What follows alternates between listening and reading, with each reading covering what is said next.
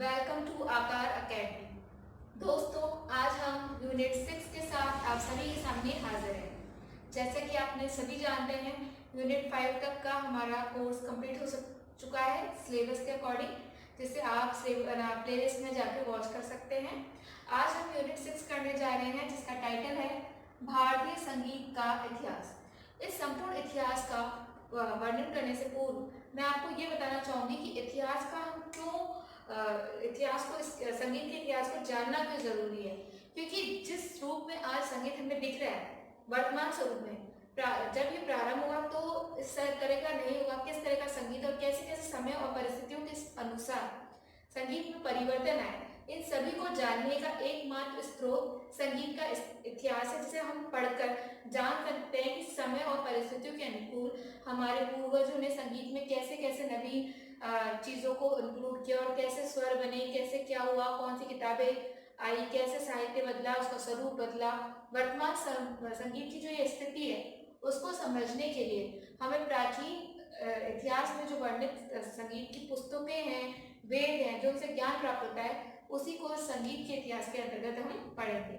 तो सबसे पहले संगीत के संपूर्ण इतिहास को 3 भागों में बांटा गया है मोटे रूप से। प्रथम है प्राचीन काल, दूसरा है मध्यकाल और तीसरा है आधुनिक काल।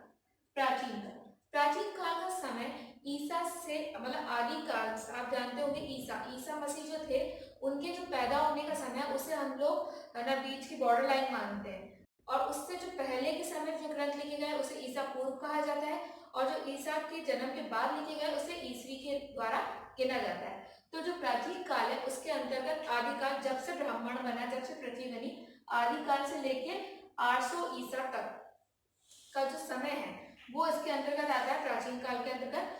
अब प्राचीन काल को भी हम 3 भागों में बांटते हैं। जैसे पहला है वैदिक काल, दूसरा है संदिग्ध काल, तीसरा है भरत काल। वैदिक काल का समय है आदिकाल से 1000 ईसा पूर्व तक, मतलब ईसा मसीह के जन्म से पूर्व की बात है। और संदिग्ध काल का समय है 1000 ईसा पूर्व से 1 ईस्वी तक, ई मतलब ईस्वी। फिर 1 ईस्वी से लेके 800 ईस्वी तक का जो समय है वो उसके अंदर आता है भरत काल। तो ये प्राचीन काल के 3 हिस्से हैं जिनके बारे में हम पढ़ेंगे।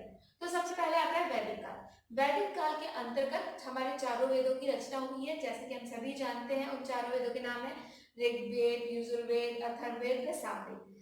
इन सभी में जो सामवेद है वो पूर्णतः संगीतमय ग्रंथ है, जिसके अंतर्गत संगीत के श्लोकों को पूरी तरह से गायन के बारे में वर्णन किया है सामवेद के अंतर्गत। तो इसके वैदिक काल में जो हमें साक्ष्य प्राप्त होता है संगीत का, वो क्या है? सामवेद। सामवेद के बाद आते हैं संदिग्ध काल में, आ जाते हैं हम लोग। संदिग्ध काल में क्या होता है, कोई वेद तो रचे जा चुके थे ना वैदिक काल में, उसके बाद इसमें कोई ग्रंथ तो नहीं मिलता, पर इसमें उपनिषद मिलते हैं, जिनके अंतर्गत 2 उपनिषदों में संक्षिप्त रूप में संगीत का वर्णन किया गया है, जिसका नाम है छंदोग्य व बृहदारण्यक उपनिषद। इनके अंदर संगीत की थोड़ी बहुत जानकारी है। उसके बाद आता है भरत काल। देखिए, संगीत के इतिहास के अंतर्गत हमें मेन उस काल में रचित जो पुस्तकें हैं जिनके अंतर्गत संगीत के बारे में जानकारी दी गई है, बस उसी के बारे में जानना जरूरी है कि वैदिक काल में सामवेद के अंतर्गत संगीत के बारे में वर्णन दे रखा है, और ना संदिग्ध काल में बृहदारण्यक उपनिषद और छंदोग्य उपनिषद के अंदर संगीत के बारे में थोड़ी बहुत चर्चा कर रखी है। उसके बाद भरत के काल में जो पुस्तकें लिखी गई थी वह है नाट्यशास्त्र। नाट्यशास्त्र मुख्यतः नाट्य पे लिखा हुआ ग्रंथ है, जिसके रचयिता है भरत, और इन्होंने कुछ 28 से लेकर 33 अध्याय के मध्य संगीत के बारे में बताया गया है, जिसका वर्णन इसमें किया गया है। उसके बाद दलितम की दत्तियल की दलितम, उसके बाद बृहदेशी मतंग की, और नारदीय शिक्षा। ये चारों ग्रंथ कब लिखे गए थे? भरत काल में। तो हमसे कई बार ऑप्शन में आता है निम्नलिखित में से प्राचीन ग्रंथों को पहचानिए। तो ये प्राचीन काल के ग्रंथ हैं जिनके नाम आपको अच्छे से याद होने चाहिए। इनमें मेन हमें इनके ऑथर और उस समय रचित पुस्तकों के नाम ही याद रखने हैं, जिसमें मैं आपको बार बार फोकस करवा रही हूँ। उसके बाद आता है मध्यकाल। मध्यकाल का समय 800 ईस्वी से लेकर 1800 ईस्वी तक। इस समय को भी हम 2 भागों में बांटते हैं, पूर्व मध्यकाल व उत्तर मध्यकाल। पूर्व मध्यकाल के अंदर आता है 8वीं से लेकर 13वीं शताब्दी का समय, जिसके अंतर्गत संगीत रत्नाकर शारंगदेव द्वारा रचित, गीत गोविंद जयदेव द्वारा रचित, और संगीत मकरंद नारद द्वारा रचित पुस्तकें। इस काल में प्रबंधों की बहुत रचना हुई थी। इन पुस्तकों से प्राप्त ज्ञान से प्राप्त होता है कि ये इस समय प्रबंध गायन का प्रचलन था, जैसे प्राचीन काल में जाति गायन का प्रचलन था, तो इसको प्रबंध काल भी कहा जाता है इस वक्त को। फिर आता है उत्तर मध्यकाल। जैसे कि हम सभी जानते हैं कि धीरे धीरे मुगलों का शासन भारत पे हो गया, तो उनके आने से जो भारतीय संस्कृति है, संगीत है, उसमें जो विकास हुआ, जो उद्भव हुए, उनका चर्चा उत्तर मध्यकाल के अंतर्गत किया गया है, जिसका समय है 13वीं से लेके 18वीं शताब्दी का। उसके अंतर्गत सबसे पहले आए थे अलाउद्दीन खां, जिनके काल में कौन आए थे? अमीर खुसरो। उन्होंने बहुत सारी वाद्यों की रचना की, रागों की रचना की, ये सब उन्हीं के काल में हुआ। उसके बाद आते हैं राग तरंगिणी की। राग तरंगिणी की रचना की थी लोचन द्वारा, जिसमें मुगल कालीन संगीत, यवनकाली संगीत का चर्चा दे रखी है। उसके बाद आता है अकबर का काल। अकबर के काल में क्या होता है? मीरा, तुलसीदास, सूरदास, इन भक्त कवियों ने बहुत सारे पदों, भक्तिमय पदों की रचना की, जिससे संगीत का जो आध्यात्मिक रूप है वो भर के आया। और उन्हीं के समय एक तानसेन नामक बहुत प्रसिद्ध गायक है, जिनका नाम आज तक हमारी पीढ़ी जानती है। तो ऐसे बहुत से कलाकारों को अकबर ने प्रोत्साहन दिया कला को जीवित रखने के लिए। उसके बाद आते हैं जहांगीर। इन्होंने भी संगीत के उत्थान के लिए बहुत सारा कार्य किया। इनके कार्यकाल में ना ये खुद बहुत अच्छी वीणा बजाते थे। उसके बाद शाहजहां है, इन्होंने भी गुण समंदर नाम करके संगीतज्ञों को उपाधियां प्रदान की। जगन्नाथ जी को भी बहुत सारी उपाधियां प्रदान की। ऐसे इनके शासनकाल में बहुत अच्छे अच्छे संगीतज्ञ हुए।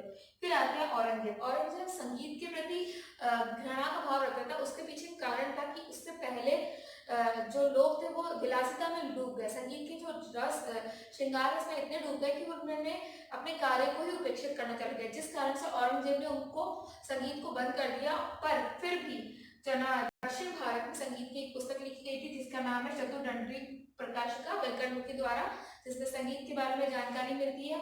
संगीत पारिजात, वो भी इसी समय लिखी गई थी। और श्रीनिवास की श्री राग तत्व विबोध, ये भी इसी काल में लिखी गई है, उत्तर मध्यकाल में। फिर आता है आधुनिक काल। आधुनिक काल का समय माना जाता है 1800 ईस्वी से लेकर वर्तमान समय तक। 1800 से लेकर वर्तमान समय तक को भी हम दो भागों में बांटते हैं। जैसे पहला भाग आएगा 18 से लेकर 1900 ईस्वी तक। इसके अंदर भी बहुत सारे चेंजेस है। हमारा देश आजाद हुआ, बहुत सारी रचनाएं हुई, नए नए विकास हुए, पाश्चात्य संगीत के भी थोड़ा सा इंट्रो इस काल में हुआ। तो इसमें भी कई पुस्तकें लिखी गई। हमारे जो बेसिक्स थे प्राचीन काल की अपेक्षा वर्तमान काल तक आने में काफी चेंजेस हुए, जिनके अंतर्गत संगीत सार एक पुस्तक है पाशुदेव की, जैन मुनि की। उन्होंने प्रकाश डाला नगवाते आसफी में। मोहम्मद रजा ने बिलावल को शुद्ध ठाट माना। संगीत राग का ग्रुप की रचनाएं यूनिवर्सल हिस्ट्री ऑफ म्यूजिक, ये सरेंद्र मोहन ठाकुर द्वारा रचित है। ये पुस्तकें 1800 से लेकर 19वीं ईस्वी के बीच में रची गई। फिर आता है 1900 से लेकर आज तक का समय। ये आजादी के बाद का समय था। इस समय संगीत के विकास के लिए बहुत सारे सरकार द्वारा भी प्रयास किए गए। आकाशवाणी द्वारा संगीत नाटक अकेडमीज खोली गई। पर दो जने ऐसे थे जिन्होंने संगीत के विकास में अपना बहुत ही विशेष योगदान दिया, जिनकी जीवनियां हम बचपन से पढ़ते हुए आ रहे हैं, जब से हमें म्यूजिक में एज ए सब्जेक्ट सक्रिय होते हैं। तो वो है पंडित विष्णु दिगंबर पुरस्कार और भातखंडे। इन दोनों ने ही बहुत प्रयास करके भारतीय संगीत को थ्योरेटिकल प्रैक्टिकली इम्प्रूव करने के बहुत सारे प्रयास किए। विद्यालय खोले, संस्थाएं खोली, बड़े बड़े सम्मेलनों का आयोजन कराया। तो दोस्तों ये पूरा हमारा भारतीय संगीत का इतिहास एक टॉपिक कंप्लीट होता है, जिसके अंतर्गत मैंने आपको मोटे रूप से पूरी एक ब्रीफ जानकारी दे दी है कि प्राचीन काल में कौन कौन सी पुस्तकें लिखी, क्या क्या हमारे सोर्सेस थे। फिर मध्यकाल कब से लेकर कब तक माना जाता है, उसमें कौन कौन से उद्भव और विकास, कौन कौन सी पुस्तकें लिखी गई। उसके बाद आधुनिक काल में कौन सी पुस्तकें लिखी गई।